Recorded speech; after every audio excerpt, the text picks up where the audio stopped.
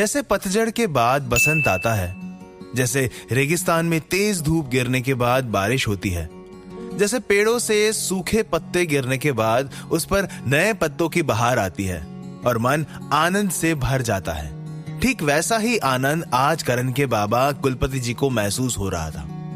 कुलपति जी अपने कमरे में लेटे लेटे बस करण की शक्तियों के ख्यालों में ही थे। उन्हें आज जैसे कोई अमूल्य खजाना मिल गया हो।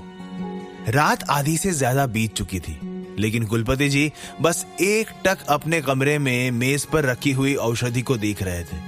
उनकी नजर में वो औषधि कोई सामान्य औषधि नहीं थी, बल्कि अमूल्य एक बेहतरीन किस्म की औषधि थी, जो घनघोर साधना के बाद भी नहीं बनाई जा सकती। लेकिन कभी कभी अचानक उनके मन में करण के खिलाफ ये प्रश्न भी खड़ा हो जाता था कि ऐसा चमत्कार वो कैसे कर सकता है? कहीं ये औषधि कोई जादू तो नहीं, या फिर करण इस औषधि के बारे में उनसे झूठ तो नहीं बोल रहा है? लेकिन फिर उनका दिल कहता है कि नहीं, करण सचमुच एक कीमियागर, औषधियों का ज्ञाता बन गया है। और यही सब सोचते सोचते उन्हें अचानक नींद लग जाती है। इधर करण भी खामोश अपने कमरे में बस औषधियां बनाने में लगा था। वो अब एक पल के लिए भी आराम नहीं करना चाहता था। जंगल में जाने के बाद जब से उसका पुनर्जन्म हुआ है, तब से वो एक पल के लिए भी चैन से सोया नहीं था। उसके दिमाग में आठों पहर बस औषधियां ही घूमती रहती थी। वो औषधियां बनाने के लिए कई तरह की कलाएं जानता था। वो अब विद्वान हो चुका था। उसने कई औषधियां निगल ली थी, जिससे उसने कई तरह की शक्तियां अर्जित कर ली थी। करण अपना काम पूरे धैर्य से कर रहा था और सूरज ने अपनी दस्तक दे दी।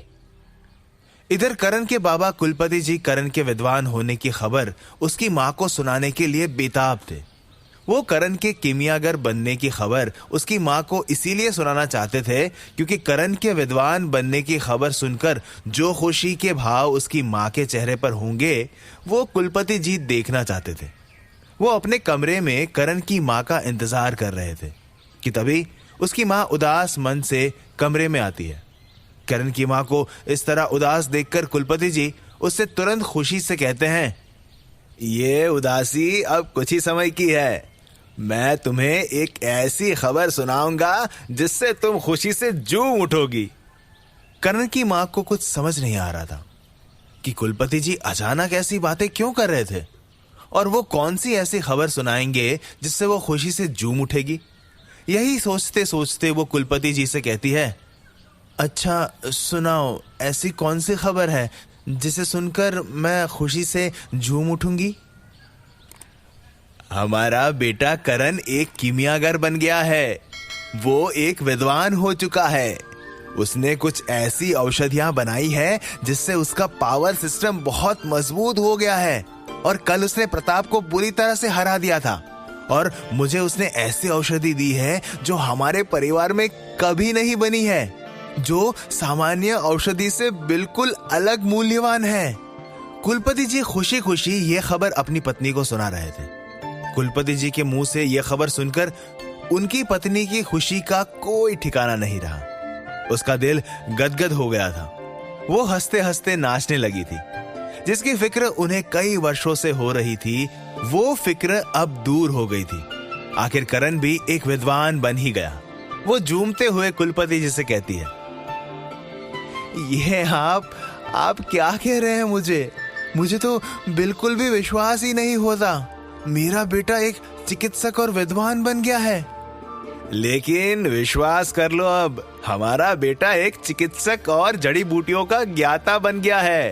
अब मेरे नाम पर जो सालों से कलंक लगा था कि कुलपति जी का बेटा होकर भी उसे कुछ ज्ञान नहीं है, निकम्मा है, अपने परिवार के सभी सदस्यों से बिल्कुल अलग है, वो दाग अब धुल जाएगा।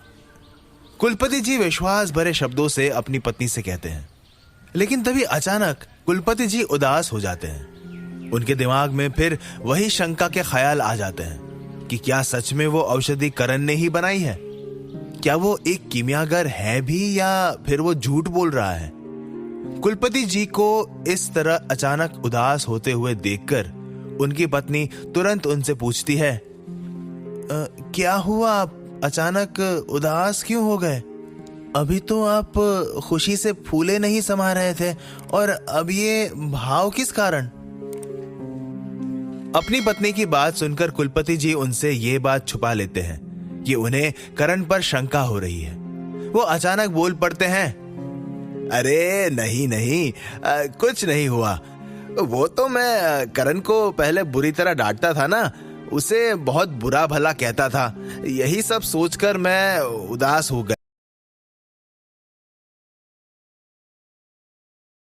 अगर हमारी ये वीडियो आपके लिए हेल्पफुल रही है तो हमारे चैनल को सब्सक्राइब कर लें और वीडियो को लाइक भी कर दें ताकि हमें इस जैसी और वीडियो बनाने के लिए मोटिवेशन मिल सके।